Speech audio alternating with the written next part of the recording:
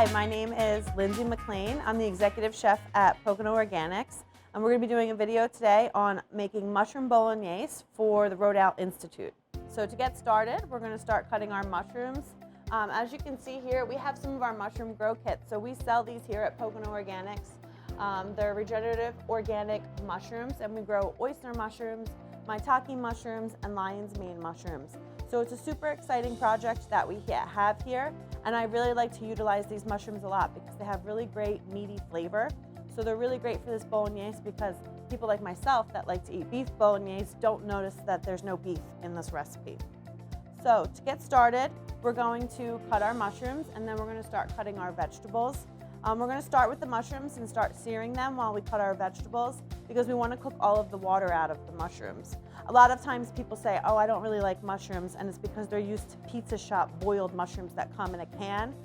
So that's why we want to really cook this water out so you don't get that texture that's kind of watery that you can get with mushrooms. So these ones here are our blue oysters. As you can see, that's what's right here, and that is them starting to pin. So that's what happens when they first start growing. These are our Italian oysters here. So they look a little bit different, but they both have really great flavor. So we're just going to cut them off of the root. And then we're going to dice them up so that they kind of look a little bit like ground beef once they cook down. One thing I always stress really big here at Pocono Organics is saving all your vegetable scraps for stock. So at my house, I keep a Ziploc bag in the freezer, and all of these good little scraps go into my Ziploc bag, and once it's full, then I put it on the stove to make stock. So we're just gonna slice these nice and thin, and then come back and slice them across to make a nice little dice. And then these are gonna cook down really nice. And once the sauce is finished, it will be hard to tell that there's no meat in this sauce. The one thing I like about using the mushrooms over meat is it cooks a lot faster. A lot of times the meat takes a little bit more time for the flavors to develop, but these mushrooms are so flavorful, it takes almost no time at all. So if you're looking for something that's fast, this can be a pretty fast bolognese.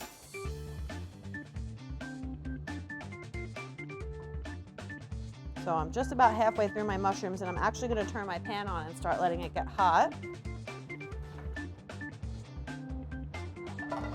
That way when my mushrooms are done cutting, my pan's ready to go. So we want to make sure that our pan is nice and hot when we add these, because if it's not, then they're just going to steam. And the entire time we're cooking this recipe, we're going to be fighting to catch up for the pan to get the temperature that we need it. So I'm going to add my olive oil. I want it to be moving around really loosely. And you can see those ribbons that it's giving me across the pan. That means that the oil is nice and hot. So this is the perfect temperature for us to add our mushrooms. So I'm going to bring the whole board over.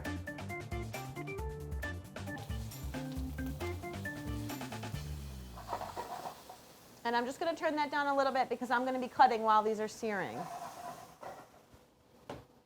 Now, if you're doing this at home, and like most of you will be, and you're not as fast at cutting things. I've been cooking for a long time, so I'm pretty fast with a knife. Then I suggest that you have everything cut before you get started.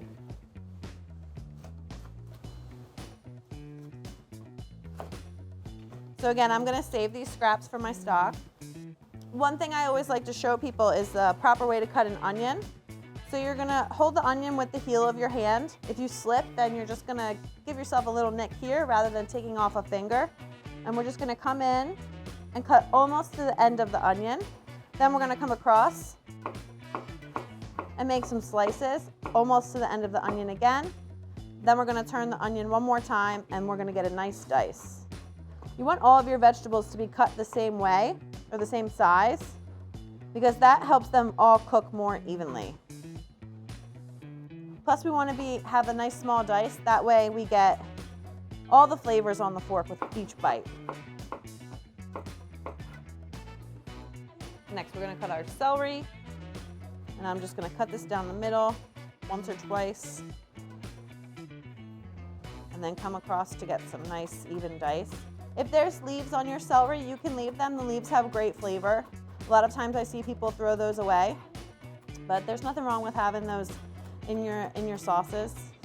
And then the last thing we're gonna cut is our carrot. Carrots are often difficult to cut because they roll around. So anytime you have something that's round, I always recommend for people to make it flat. So that's what we're gonna do here. And then come through and give it a nice little dice.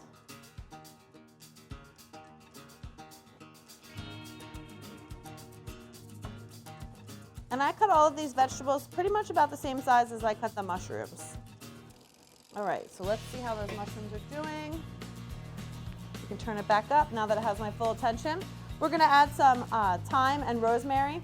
I'm super lazy when it comes to herbs, so I throw the whole thing in there and then I just pick out the stem when I'm finished.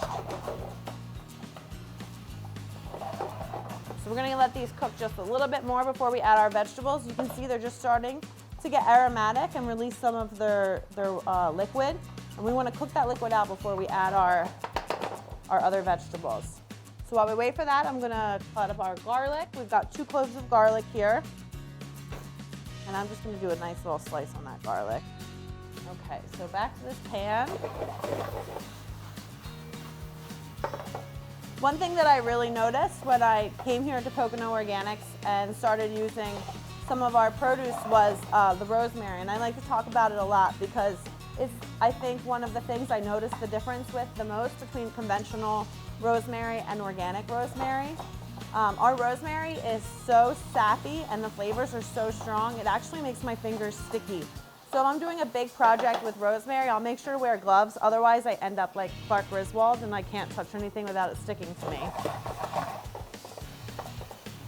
So these mushrooms are just starting to stick to the pan. That's a good sign. This is creating fond in our pan. So fond is French for foundation, and it's the foundation of a sauce. So sometimes, I know my mom does this a lot. Something will stick to the pan and then she thinks it's burning. But this is actually caramelizing on the bottom of the pan and giving us lots of flavor for our sauce. We have some red wine in this recipe, and when we add that red wine to this pan, it's gonna scrape up all that fond and put all those flavors right into our bolognese. So now that they're starting to stick a little bit, I'm gonna add our other vegetables.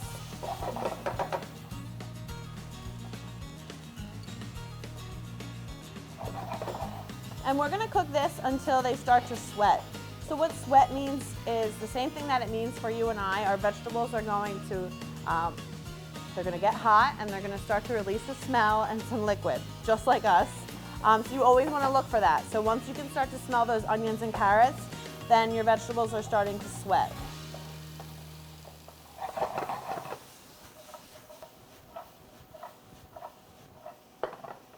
Some of the leaves are going to start to come off from all this agitation, and that's a lot easier than me picking all the leaves off. The mushrooms and the other fond that's developing in the pan, that's exactly what we want.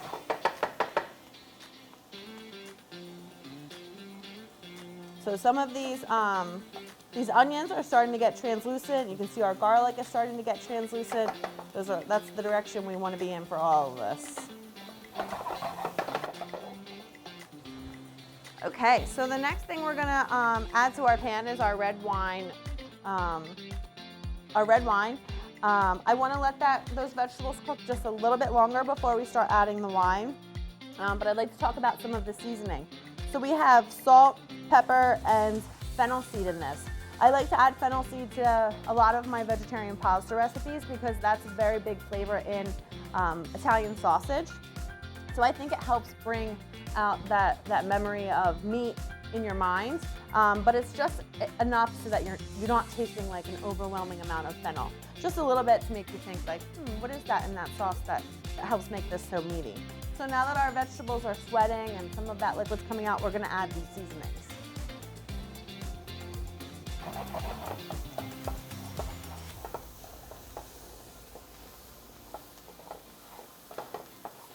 You can see that caramelization on the bottom of the pan. When I add this red wine, it's gonna scrape all that off. So when I add the red wine, I'm gonna turn the flame off. Add my wine. And then really scrape the bottom of the pan before turning it back on.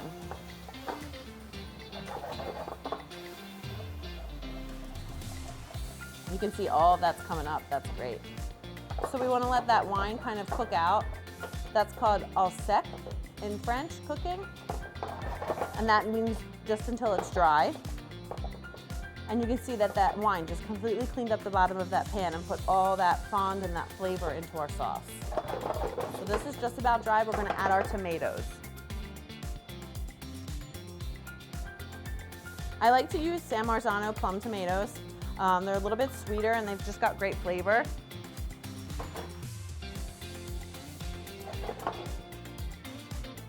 And I like the plum tomatoes.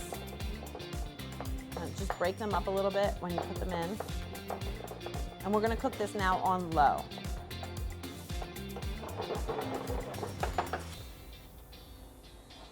So while we have that cooking, I'm going to start our pasta. We're using a Mafaldi pasta.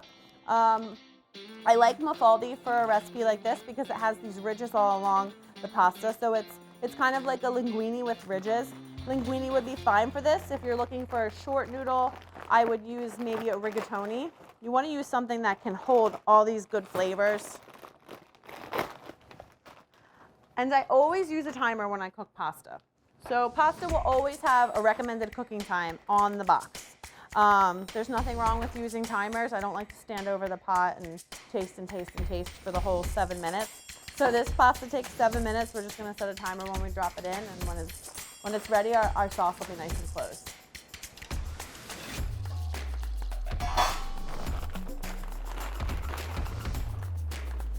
So we've got this pasta cooking in some nice salted boiling water. You want your water to taste salty like the ocean. It's the only time that we get to season the pasta, and pasta recipes do not have salt in them.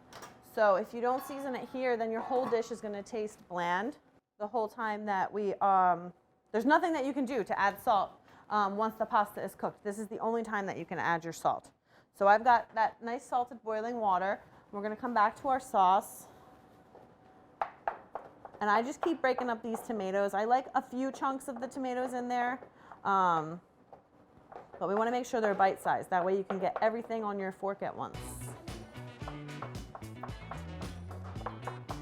If you wanted to keep this recipe vegan, then you could use coconut milk instead of heavy cream. Use the coconut milk that comes in a can because that has that nice coconut fat in it.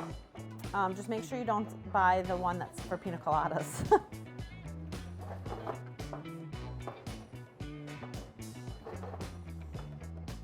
Okay, so we're just going to let that reduce a little bit. The last few things that we have is our heavy cream, which is going to bring the richness into our sauce, and then just a little bit of balsamic vinaigrette. What that balsamic vinegar is going to do is it's going to add an acid to the sauce and bring out some of those flavors just a little bit more. So we've got about 2.5 minutes left on our pasta, so now I'm going to add our heavy cream. That way it has a few minutes just to kind of cook down and get mixed in with all those other ingredients.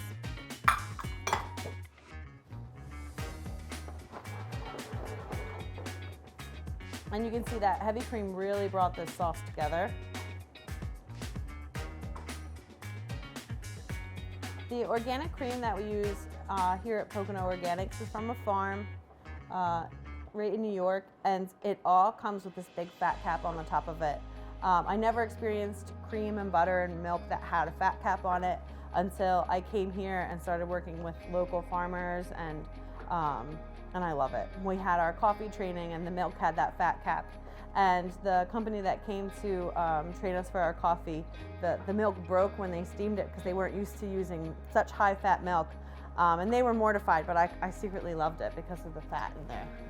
And it's good fats for you. It's great. When the animals are treated right, everything else falls into place.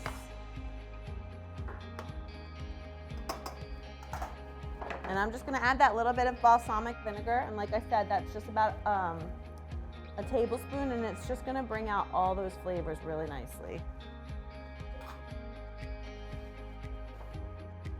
So a nice balanced recipe has fat, salt, acid, and heat. That's how we're cooking it.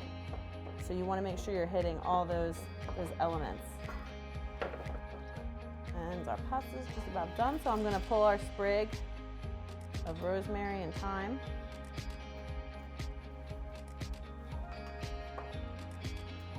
If your sauce seems like, this sauce is a great consistency, but if your sauce seems like it's a little bit too thick, your pasta water is a great way to help thin that out without watering down your sauce. So your pasta water is full of starch, it's full of salt, and you can always keep that on hand. Whenever I make pasta at home, I always keep a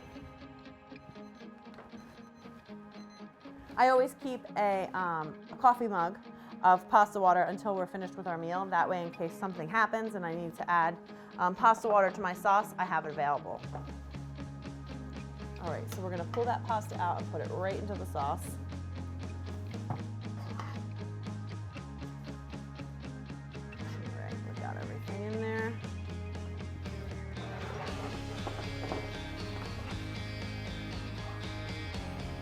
You can already see how quickly and nicely it's really sticking to those noodles.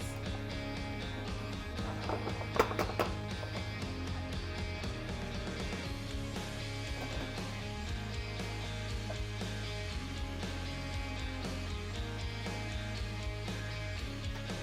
can really smell that fennel now that it's all come together.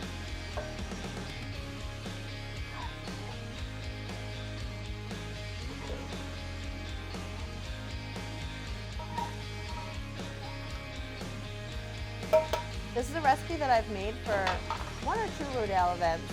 I know we always try and make sure we have vegan recipes and vegetarian options available for everybody at the events. And this has been really popular. The last time I made it, I did it with a sweet potato gnocchi. And that's it. We have our mushroom bolognese. Thanks for watching. I hope you enjoyed this recipe, and come on down to Pocono Organics and try some of our oyster mushrooms.